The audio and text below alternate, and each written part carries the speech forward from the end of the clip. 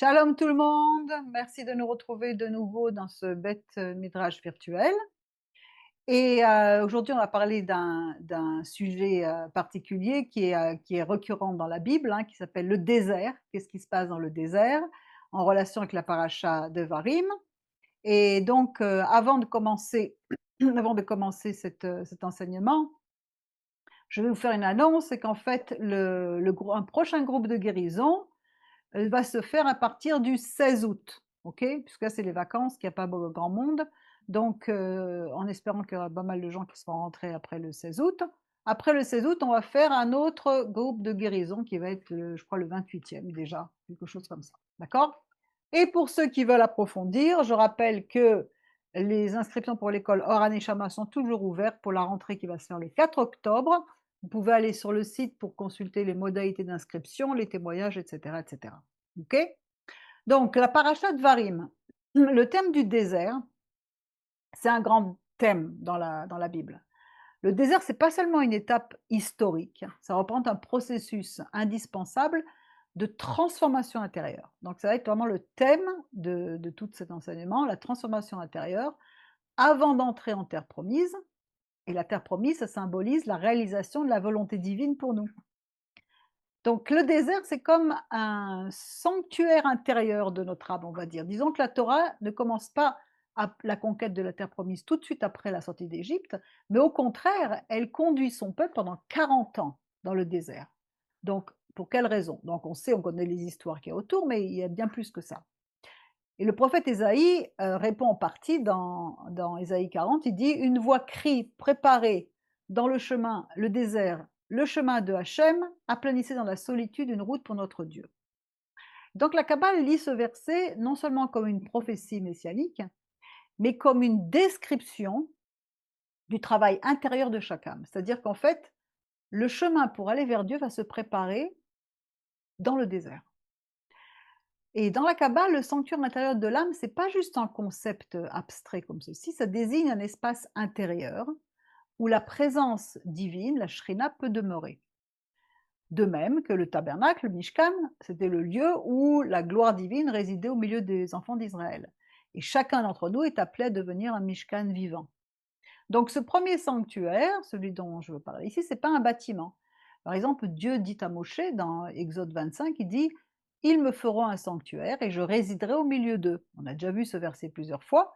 Le Targum Yonatan dit: «Et qu'il me construise un sanctuaire pour mon nom, afin que ma shrina puisse habiter parmi eux». Et souvent, la shrina est comparée au roi HaKodesh.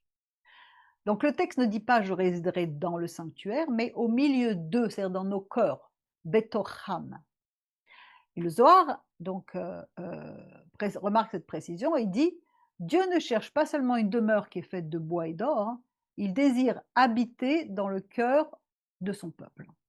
Donc le Mishkan matériel, c'est le reflet d'un sanctuaire spirituel, comme c'est écrit dans 1 Corinthiens 3: «Ne savez-vous pas que vous êtes le temple de Dieu et que l'Esprit de Dieu habite en vous?» Donc, qu'est-ce que c'est qu'un sanctuaire intérieur? C'est d'avoir un cœur qui va pouvoir être réceptif, disponible. Dieu est partout, on le sait, il remplit tout en tous.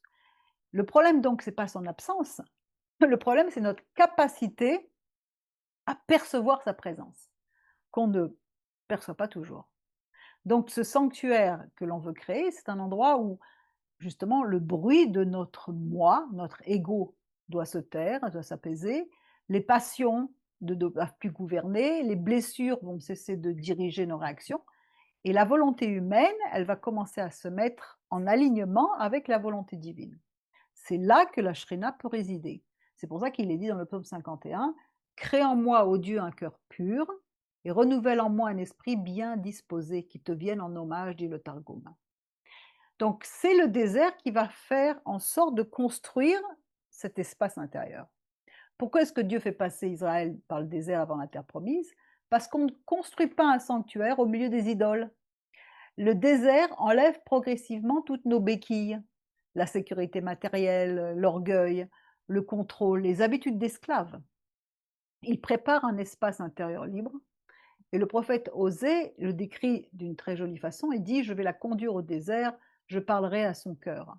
Dans le Targum, il est dit: C'est pourquoi voici, je la ramènerai à la Torah, et je ferai pour elle des signes et des prodiges, comme je l'ai fait pour elle dans le désert, par la main de mes serviteurs les prophètes. Je lui parlerai pour consoler son cœur. Dieu ne parle pas seulement dans le désert, il parle au cœur. Il désire que nous changions nos cœurs. Et par exemple, le texte de Marc 7, qui s'adresse à des croyants nés de nouveau, est très très clair, comme d'ailleurs tout le reste de l'enseignement de la Brit Hadasha. Car c'est du dedans, du cœur des hommes, que sortent les mauvaises pensées. Ce ne sont pas des attaques extérieures, je vous renvoie à la vidéo sur le Satan, ce n'est pas des attaques, c'est du cœur, c'est de chez nous que sortent les mauvaises pensées, les adultères, les impudicités, les meurtres, les vols, les la calomnie, l'orgueil, la folie. Toutes ces choses sortent du dedans et souillent l'homme. Donc si Dieu veut habiter Betocham à l'intérieur, il ne peut pas habiter là où il y a ça. C'est pas possible. Donc il va falloir une annulation de l'ego, qu'on appelle le bitoul. Et la Chassidoute enseigne que le sanctuaire, je crois qu'il y a Béatrice qui veut rentrer, si vous pouvez ouvrir, la Chassidoute enseigne que le sanctuaire intérieur commence avec le bitoul, c'est-à-dire l'effacement de l'ego. Ça ne signifie pas se dévaloriser, ça signifie de cesser de mettre son propre moi au centre de tout. Donc lorsque le cœur est rempli d'orgueil, de colère, de peur, de ressentiment, toutes ces choses, il n'y a plus d'espace intérieur qui est capable de recevoir la shrina. Enlevez vos vidéos, voilà. Le désert apprend précisément à faire de la place. Et dans le Talmud, il est dit dans Hérouvim, celui qui se rend semblable à un désert, la Torah lui donnait en cadeau. Pourquoi? Parce qu'un désert ne retient rien pour lui. Le sanctuaire intérieur est avant tout une capacité à recevoir. Et donc, le Zohar enseigne que la Shrina accompagne Israël dans chacun de ses déplacements. Elle est même actuellement en exil avec son peuple. Autrement dit, Dieu ne cherche pas un lieu saint, il cherche un peuple dont le cœur est devenu saint. Et lorsque le cœur devient un Mishkan, chaque endroit devient potentiellement un lieu de rencontre avec Dieu. Parce qu'en fait, le désert va révéler notre véritable état intérieur. C'est-à-dire que le désert ne crée pas notre état intérieur, il le dévoile. Il met à la lumière ce qu'il y a à l'intérieur. Tant que nous sommes entourés de confort, de distraction, de réussite, beaucoup de choses restent cachées. Et le désert enlève progressivement toutes ces couches jusqu'à faire apparaître ce qui habite réellement dans nos cœurs. C'est-à-dire, comment est-ce que c'est développé? Le désert encore enlève toutes nos fausses béquilles. En Égypte, Israël avait une routine. Elle avait des maisons, un travail, même si c'était dans l'esclavage. Mais elle avait quelque chose. Dans le désert, il n'y a plus rien. Chaque jour, ils vont se mettre à dépendre de Dieu. La manne pour la nourriture, l'eau avec le puits de Myriam, les nuées de gloire pour la protection. Dieu retire toutes les sécurités humaines. Pourquoi? Parce que tant que nous nous appuyons sur nos propres forces, nous ne savons pas vraiment sur qui on s'appuie en fait, sur nous ou sur Dieu. C'est exactement ce que dit la Torah dans Deutéronome 8.2, elle dit « Souviens-toi de tout le chemin que l'Éternel ton Dieu t'a fait parcourir pendant 40 ans dans le désert, afin de t'humilier, de t'éprouver et de connaître ce qu'il y avait dans ton cœur. » Donc Dieu ne découvre pas et ne dévoile pas notre cœur, il nous le révèle à nous, il sait déjà ce qu'il y a dedans. Mais il a besoin de faire passer par ce temps de désert pour que nous, on fasse face à ce qu'il y a à l'intérieur. Parce que le désert, ça fait remonter ce qui est caché. À peine après quelques jours après qu'il soit sorti d'Égypte, Israël est déjà en train de murmurer. Il n'y a pas d'eau, il n'y a pas de nourriture, Moshe il est comme ci, il est comme ça, Dieu il nous a fait, est-ce qu'il est là ou il n'est pas là? Pourquoi est-ce qu'il y a tant de révoltes? Parce qu'en fait, le désert il agit comme un miroir. C'est la boule de cristal. Lorsque les distractions disparaissent, nos peurs profondes remontent à la surface. Nos blessures deviennent visibles, notre besoin de contrôler apparaît, tout ce à quoi nous sommes attachés se révèle. Donc en fait, le désert, c'est pas ça qui produit ces réactions, il les met tout simplement en lumière. Ça peut dire nos motivations également. Le désert, il sépare les clipotes de la sainteté. C'est-à-dire qu'en fait, dans le désert, les clipotes sont toutes dévoilées, les écorces. Les clipotes, c'est les couches qui recouvrent l'âme, d'accord? C'est les vêtements sales, l'orgueil, la peur, le besoin d'être reconnu, la colère, les fausses identités, toutes ces choses. Et dans la vie quotidienne, toutes ces couches-là, elles sont cachées. Mais lorsqu'une crise survient, elles apparaissent. C'est pourquoi les épreuves sont souvent des révélateurs plus que des punitions. C'est pas le but, hein. Parce que les tribulations sont nécessaires dans ce sens-là. C'est dans l'adversité, dans les problèmes, dans le stress, dans la pression que les clipotes se révèlent. On découvre des attitudes toujours pas très nobles. On va s'énerver, on va se mettre en colère, on va accuser l'autre, on va nier. Et le désert, en fait, il révèle qui nous servons vraiment. Est-ce que c'est la peur? Est-ce que c'est le confort? Est-ce que c'est le besoin d'avoir raison? Est-ce que c'est l'argent? Est-ce que c'est l'image que les autres ont de nous? Ou est-ce que c'est Dieu? Donc le désert, il pose vraiment cette question, il dit: «En qui mets-tu réellement ta confiance?» Il révèle les idoles du cœur, encore une fois, parce que les maîtres disent que souvent l'idolâtrie, elle commence dans le cœur avant de prendre la forme d'une statue. Une idole, c'est ce qui prend la place de Dieu. Donc un concept fondamental, c'est que le désir est là, c'est lui qui engendre des pensées qui vont engendrer des actes. Il y a toujours un désir qui est à la base de ce que nous pensons ou ce que nous faisons. Mais des fois, on ignore quels sont ces désirs. Et le désert révèle toutes ces idoles intérieures. Le besoin absolu de sécurité, le contrôle, l'approbation des autres, la réussite, le pouvoir, etc. Donc il va leur donner le test de la manne qui descend chaque matin. On ne peut pas en garder, même le Shabbat s'interdit d'en cueillir, parce qu'il veut apprendre à Israël à vivre un jour après l'autre.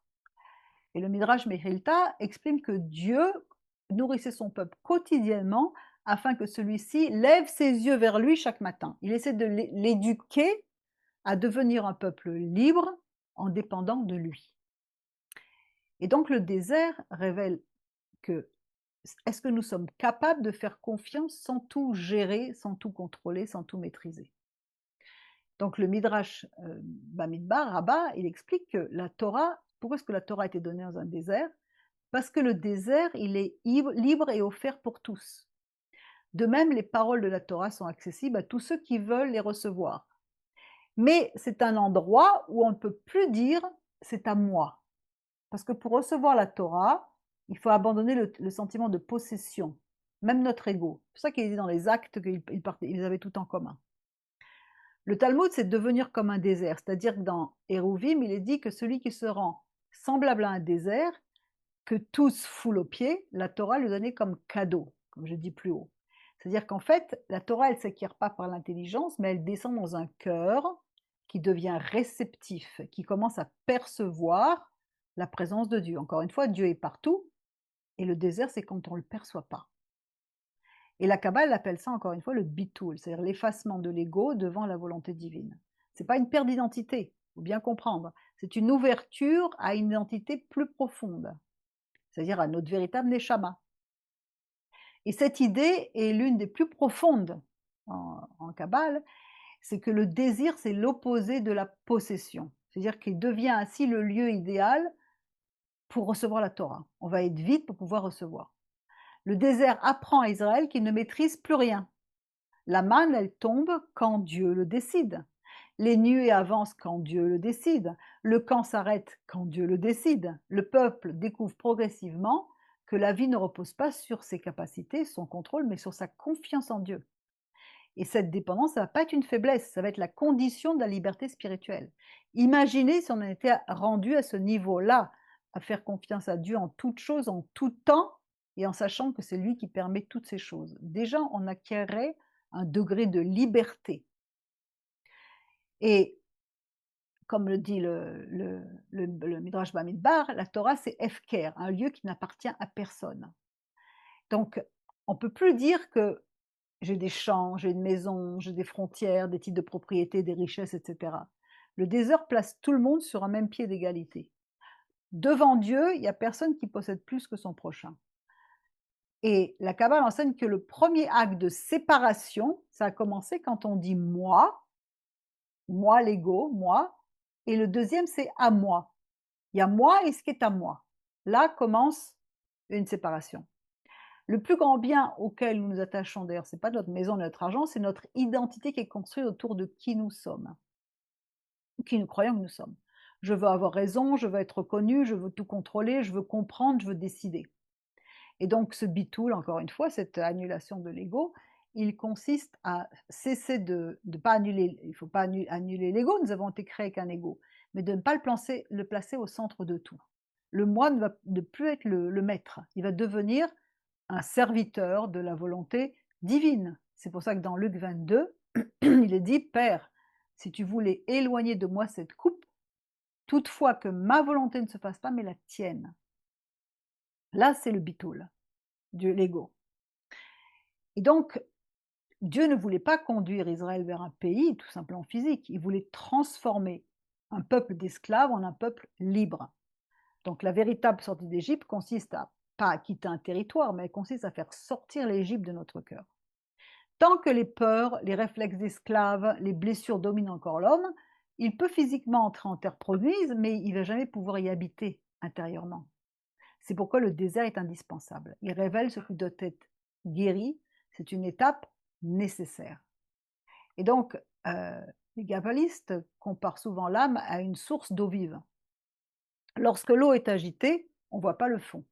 Mais lorsque tout devient calme, le fond apparaît clairement.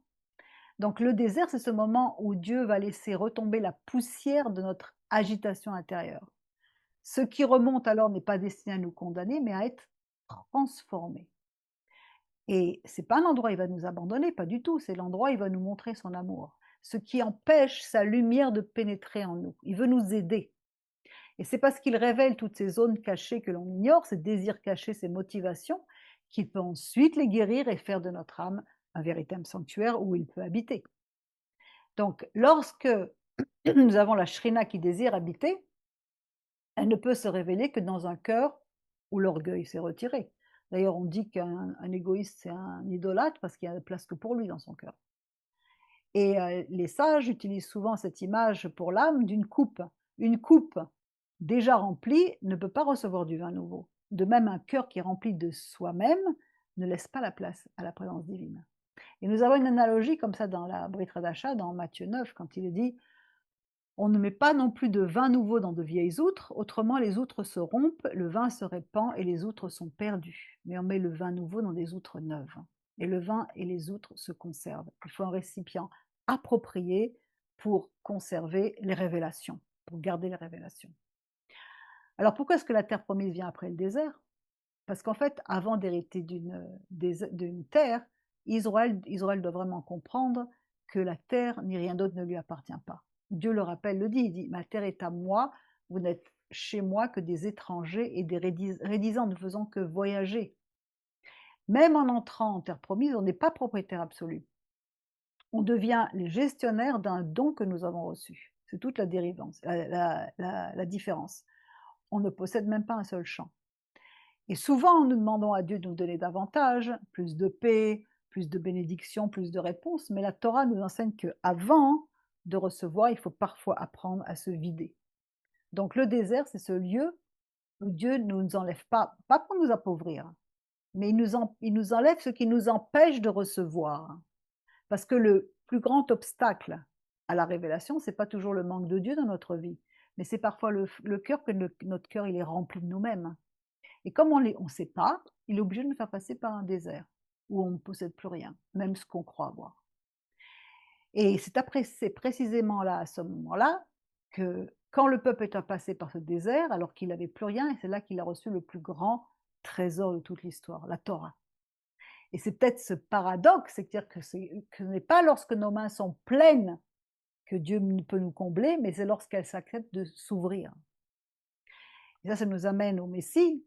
La traduction prophétique annonce qu'à la fin des temps, il est écrit dans Ézéchiel 37,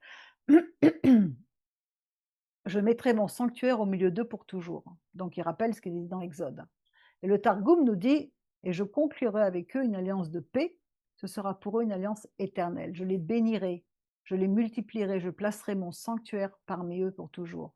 Je ferai habiter ma shrina parmi eux, je deviendrai leur Dieu, ils formeront un peuple devant moi. Et les nations sauront que moi, l'Éternel, c'est moi qui sanctifie Israël lorsque mon sanctuaire sera parmi eux pour toujours. C'est moi qui sanctifie Israël. C'est lui qui nous fait passer par toutes ces choses. Et c'est là que la tentation expliquée dans la Brit Hadasha nous complète le tableau. Alors c'est un essai. Matthieu 4 nous dit: «Alors l'Esprit emmena Yeshua dans le désert pour qu'il soit tenté par l'adversaire. Après avoir jeûné 40 jours et 40 nuits, Yeshua eut faim. Le tentateur vint et lui dit: Si tu es le Ben Elohim, ordonne à ces pierres de changer en pain. Mais il répondit: Le Tanakh dit: L'homme ne vit pas de pain seulement, mais de toute parole qui sort de la bouche d'Hachem. Alors l'adversaire l'emmena dans la ville sainte, à Jérusalem, le plaça sur le point le plus élevé du temple. Si tu es le Ben Elohim, jette-toi en bas, car le Tanakh dit: Il ordonnera à ses anges de veiller sur toi. Ils te porteront sur leurs mains afin que tu ne heurtes pas tes pieds contre les pierres. Et Yeshua lui répondit: Mais il est aussi écrit: Ne mets pas Hachem ton Dieu à l'épreuve. Alors une fois encore, le diable l'emmène au sommet d'une très haute montagne, il lui montre tous les royaumes du monde dans toute leur gloire, et lui dit: Je te donnerai tout cela si tu te prosternes et m'adores. Et là, il lui dit: Arrière, Satan, lui dit Yeshua, car le Tanakh dit: Adore Hachem ton Dieu et sers-le lui seul. Alors le Satan le laissa en paix et les anges vinrent prendre soin de lui. Alors déjà, on a le désert, bien entendu, les 40 jours, la faim, la tentation, c'est-à-dire le Yetzer Hara qui va également partir, fuir, comme c'est écrit dans Jacques. Soumettez-vous donc à Dieu, donc à ses commandements, résistez au diable et il fuira loin de vous. Okay, il n'a pas plus de pouvoir que ça. Regardez la vidéo qu'on a faite sur Satan. Et les 40 jours, ça représente la totalité du processus de purification. Le nombre 40, c'est le nombre de la gestation. On dit que l'âme ne descend dans le fœtus qu'au bout de 40 jours. 40 jours pour la formation de l'embryon selon le Talmud. 40 mesures, 40 CA d'eau pour le mikvé. 40 jours de Moshe sur le Sinaï. 40 années dans le désert. 40 jours d'Élie sur le mont Horeb, et il y en a encore. Et le nombre 40 marque toujours en fait une transformation. C'est-à-dire qu'en fait, Yeshua ne va pas passer, il va nous montrer un exemple, parce qu'il n'a pas besoin de tout ça. Il nous montre, tout ça c'est donné pour notre enseignement. Ce n'est pas des épreuves, c'est comme s'il va y avoir la naissance de quelque chose, la révélation et la naissance de quelque chose. C'est un enseignement codé, d'accord, ce qu'il nous enseigne. Pourquoi est-ce que Matthieu précise à ce moment-là, pourquoi est-ce que les tentations ne commencent pas tout de suite? Pourquoi attendre qu'il ait faim? Qu'est-ce que ça veut dire? On sait bien que s'il jeûne pendant 4 jours, qu'il a faim. Et la Kabbale encore nous aide à comprendre que cette faim, c'est beaucoup plus qu'un besoin physique. Quand on a faim de la parole de Dieu. Le désert révèle toujours le véritable désir, comme on l'a dit plus haut. Hein, dans toute la Torah, le désert révèle ce qu'habite le cœur. C'est pour ça que j'ai fait toute cette introduction. Donc, qu'est-ce qui s'est passé avec Israël quand ils ont eu faim? Exode 16.3. Pourquoi nous as-tu fait sortir d'Égypte? Voilà ce qui se passe quand ils commencent à être confrontés à la faim. Leur faim, elle révèle un désir qui est tourné encore vers l'Égypte. Chez Yeshua, c'est le contraire. D'ailleurs, il n'a même pas besoin de manger physiquement. On le voit dans Jean 4.34 quand il dit « Ma nourriture est de faire la volonté de celui qui m'a envoyé et d'accomplir son œuvre. » Donc, il n'a pas besoin de manger comme ça. Donc, la faim ici, ça ne dévoile pas un cœur qui est dominé par le désir de recevoir pour soi. Elle manifeste un désir entièrement soumis au Père. Donc, le désert pose donc toujours la même question. Que désires-tu quand tout le reste disparaît? Qu'est-ce que c'est qui va te motiver à la fin? Quelles sont tes motivations profondes? Vers quoi tes pensées te tournent sans arrêt? Qui révèlent le désir qui est caché derrière. Souvenez-vous, hein, c'est toujours les désirs qui génèrent les pensées. D'ailleurs, c'est tout l'enseignement qu'on développe dans l'école Or Haneshama. Comme je vous ai dit, les inscriptions sont ouvertes. Le chiffre 40 est exprimé par la lettre Mem. Dans la traduction, le Mem, c'est une lettre qui est riche, hein, et elle est composée, entre autres, on peut la composer de deux vav, de deux chaf, d'accord? Deux chaf qui peuvent être reliés, donc ça c'est dans le Mem ouvert, et peuvent être fermés. Dans le Mem fermé, c'est la lettre finale que l'on met. Le Mem, il est ouvert au milieu d'un mot, et il est fermé à la fin d'un mot. Et pourquoi un kaf? Un kaf, littéralement, ça veut dire une main. Donc la main, ça symbolise quoi? De recevoir, de donner, de contenir, mais également de donner et de bénir. D'accord? On peut faire les deux choses avec la main, prendre ou donner. Et lorsque les deux kaf s'unissent, elles vont créer un plus grand récipient. Et d'ailleurs, c'est la lettre du mot midbar, même midbar.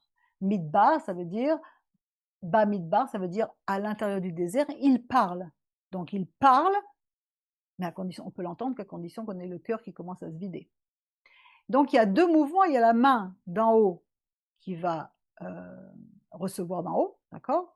Mais il y a la main également qui va redonner ce qu'elle a reçu vers le haut. Et ça, c'est un concept en Kabbale très important. Je ne vais pas m'étendre trop, mais ça s'appelle le principe de la lumière directe, Or Yachar, qui descend. De tout ce que Dieu nous donne, ça descend. Et le principe de Or Roser, la lumière réfléchie qui remonte.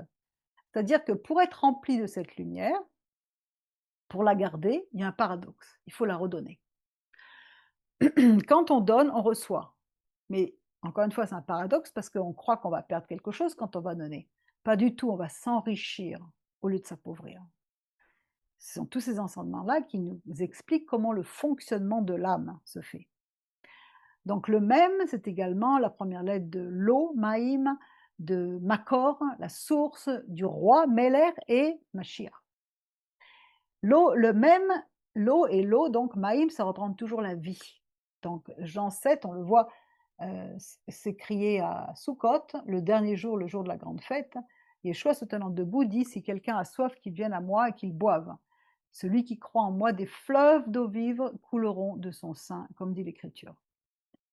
Donc ce même, il représente également le ventre maternel, la matrice. Le même final, qui est fermé, représente une matrice fermée. Et le Talmud nous dit que c'est le symbole de l'utérus, de la gestation et un mystère qui est encore caché. C'est pourquoi plusieurs maîtres relient le maître même fermé à la naissance du Messie qu'on trouve dans Ésaïe 9,5, dont on a parlé souvent. Le prophète dit à la maison de David, un enfant nous est né, un fils nous a été donné, et c'est lui qui a pris sur lui la Torah pour la respecter. Je lis Targum. Et son nom a été donné par celui qui reçoit des conseils merveilleux, Dieu le guerrier, celui qui existe depuis toujours, le Messie qui fera régner la paix sur nous en ces jours. Grande est la gloire des observateurs de la Torah, et innombrables sont ceux qui maintiennent la paix sur le trône de David et dans son royaume pour l'établir, l'agrandir et l'édifier dans la justice et la vertu, dès à présent et pour toujours. Cela s'accomplira par la parole du Seigneur des armées. Agrandir, ça s'écrit les marbés, et à l'intérieur, l'amen même, il devrait être ouvert, non, il est fermé, complètement fermé. Et dans le Sanhédrin, il est écrit que c'est un mystère de la royauté messianique qui est encore caché. Et donc, le Talmud explique, dans le Sanhédrin 94, il explique que Dieu voulait faire des Échias le Messie. Donc, afin que le règne s'étende, les marbés, et que la paix connaisse pas de fin, le rabbin Tanhum dit que Bar Kapara enseignait à Tzipori, pour quelle raison est-ce que chaque lettre même au milieu d'un mot est ouverte, alors que cette fois-ci, dans le mot les marbés, elle est fermée? C'est parce que le saint béni soit-il a voulu désigner le roi Ézéchias comme le Messie, et désigner respectivement Sanchérib et la Syrie, qui attaquait à l'époque, comme Gog et Magog, conformément à la prophétie d'Ézéchiel dans Ézéchiel chapitre 38. Et que la confrontation entre eux aboutirait à la rédemption finale. Alors la tribu de justice s'adressa au saint béni soit-il en disant, Maître de l'univers, et si en ce qui concerne David, roi d'Israël, qui a récité devant toi plusieurs chants et louanges, tu ne l'as pas désigné comme le Messie, alors en ce qui concerne Ézéchias, pour qui tu as accompli tous ces miracles, en le délivrant de Saint-Chérib, en le guérissant de sa maladie, et qui n'a pas récité de louanges devant toi, le désigneras-tu comme Messie? C'est pour cette raison, conclut le Talmud, que le même est resté fermé, car une occasion de rédemption a été manquée. Mais nous savons pourquoi. Ce n'était pas lui qui devait être le Messie. Alors pourquoi est-ce qu'il eut faim? Pourquoi est-ce qu'il ne dit pas pendant qu'il jeûnait, il eut faim? Non, c'est écrit après cela, il eut faim. Alors, c'est un enseignement qui se dirige surtout sur la volonté de recevoir. On va appeler ça ratson. Ratson, c'est les mêmes lettres que tsinor, qui veut dire le canal. Pendant 40 jours, le désir naturel de manger, il se soumet à Dieu. D'accord? C'est le jeûne. On le fait taire, on soumet sa volonté à celle de Dieu, jusqu'à ce que se forme quelque chose, puisqu'on a retenu l'embryon de ce que nous sommes, notre neshama, etc. Et puis, d'un coup, il revient, la faim revient. Pourquoi? Tout simplement parce que nous avons été créés pour recevoir. Dieu n'a pas aboli le désir. Il ne veut pas abolir le désir, il veut juste le purifier. il le révèle. Et la fin, c'est le moment où justement où toutes les pulsions et toutes les choses commencent à se réveiller. C'est alors qu'on peut savoir qu'est-ce que c'est qui gouverne le cœur. Yeshua est venu accomplir un tikkun. 1 Corinthiens 15, c'est pourquoi il est écrit: le premier Adam devint une âme vivante, le dernier Adam devenu un esprit vivifiant. Le premier Adam, il va manger, mais il n'avait pas faim. Parce qu'en fait, il consomme de l'arbre du fruit de la connaissance, mais par convoitise, par désobéissance, par tout ce qu'on veut, par désir de plaire à sa femme. C'est un désir détourné. C'est le désir de recevoir pour soi. Yeshua, il fait le tikkun. Lui, il est réellement affamé après les 40 jours. Pourtant, il refuse d'utiliser sa puissance pour le faire. La différence est grande parce qu'en fait, Adam va transformer un désir légitime en désobéissance, alors que Yeshua va transformer une souffrance, un besoin, en obéissance. La Kabbale elle dit que le premier Adam laisse le ratson lekabel, c'est-à-dire les hatzmi, le désir de recevoir pour soi, gouverner son choix, tandis que Yeshua va manifester le désir orienté vers la volonté du Père. Donc il y a 3 tentations qui vont également faire un tikkun. Il y a les pierres qui sont changées en pain. Qu'est-ce qu'on voit dans le pain, dans le désert? On voit qu'Israël murmure à cause de la manne. Ça ne leur suffisait pas. Alors Yeshua va faire un tikkun, il dit: l'homme ne vivra pas seulement de pain. Il ne faut pas considérer la manne juste pour satisfaire ton ventre, mais de toute parole qui sort de la bouche de Dieu.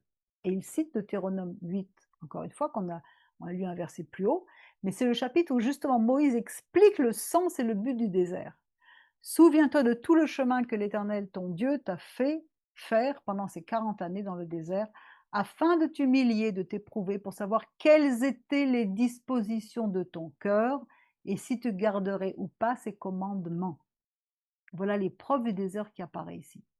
Il t'a humilié, il t'a fait souffrir de la faim, il t'a nourri de la manne, que tu ne connaissais pas, et que n'avaient pas connu tes pères, afin de t'apprendre que l'homme ne vit pas de pain seulement, mais que l'homme vit de tout ce qui sort de la bouche de l'Éternel.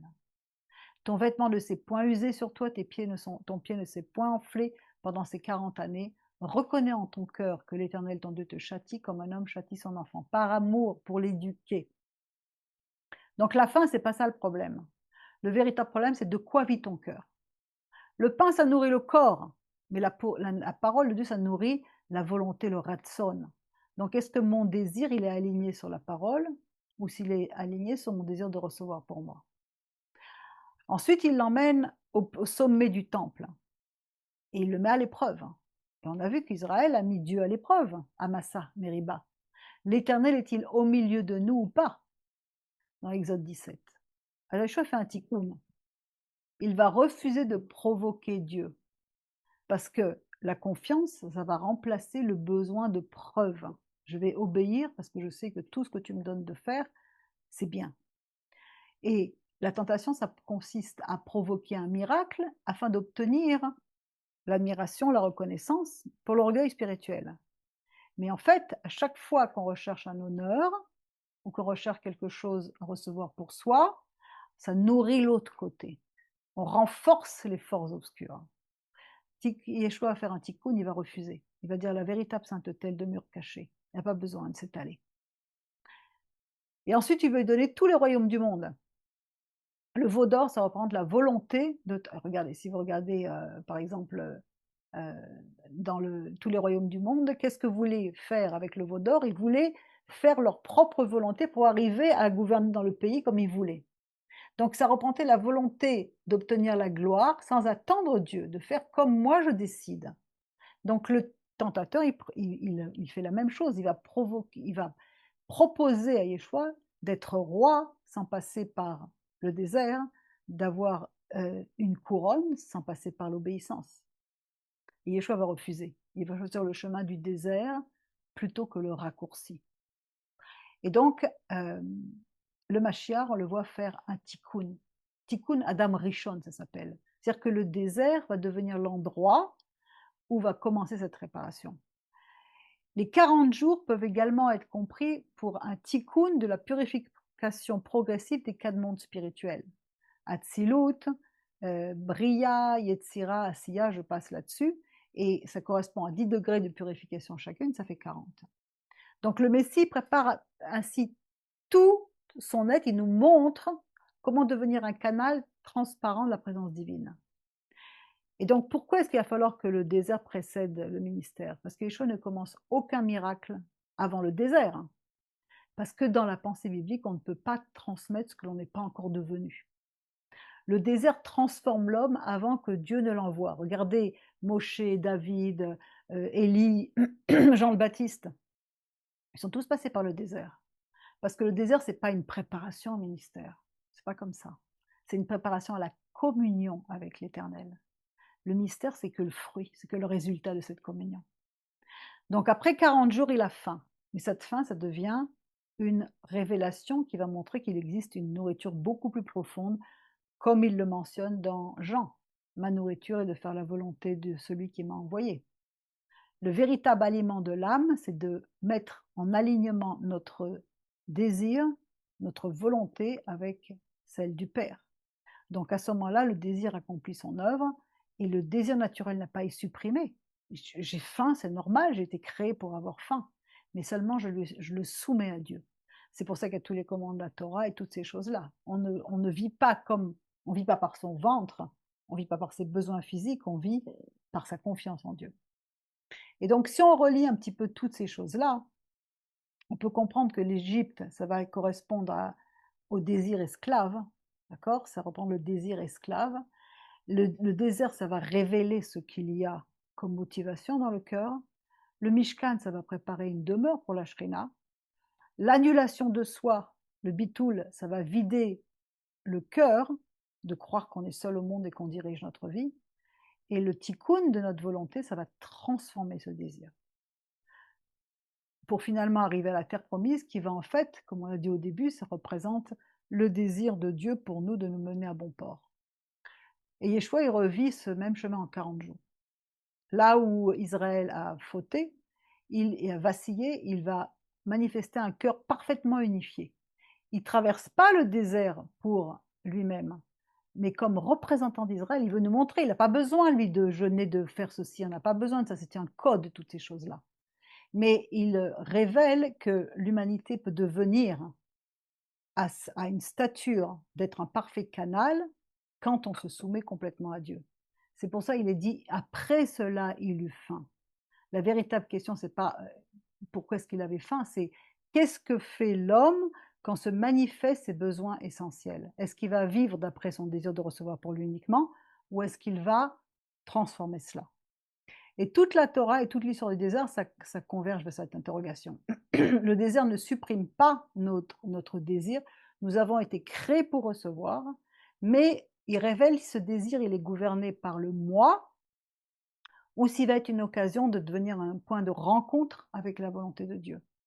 C'est là qu'un véritablement on doit avoir la victoire.